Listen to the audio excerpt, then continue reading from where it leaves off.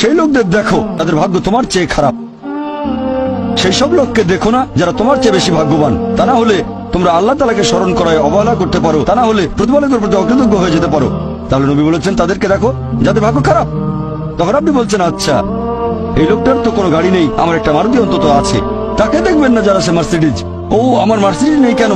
ওই লোকের গাড়ি নেই, আমার তো একটা আছে। আপনি আল্লাহকে ধন্যবাদ জানাবেন যখন মার্সিডিজ গাড়ির মালিকের সাথে নিজেকে তুলনা করবেন। ও আমার কেন মার্সিডিজ গাড়ি দিলেন না? তাদেরকে দেখবেন যাদের ভাগ্য খারাপ। তাহলে আপনি আল্লাহ সুবহানাহু ওয়া তাআলাকে স্মরণ করছেন। আর এটাই বৈশিষ্ট্য মানুষের। এরকম একটা গল্প যে এক লোকের মনে অনেক দুঃখ, কারণ তার কোনো জুতো নেই। তারপরে সে একটা লোককে দেখলো যার একটা পাই নেই। লোকটা অভিযোগ করতো আল্লাহর কাছে যে জুতো নেই, আল্লাহর কাছে অভিযোগ করতো আমার কোনো জুতো নেই। তারপর সেই লোকটাকে দেখলো যার একটা পা নেই। তখন সে আল্লাহকে ধন্যবাদ জানালো আমার অন্তত দুটো পা আছে।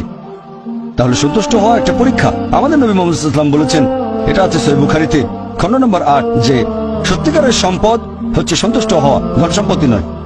সত্যিকারের সম্পদ হলো সন্তুষ্ট হওয়া, প্রতিষ্ঠিত হওয়া। আপনার যা কিছু আছে সেটার জন্য বলবেন আলহামদুলিল্লাহ, সকল প্রশংসা আল্লাহ। তাহলে হবেন সত্যিকারের মুমিন, হবেন সত্যিকারের বিশ্বাসী, হবেন সত্যিকারের মুসলিম, সন্তুষ্ট থাকবেন।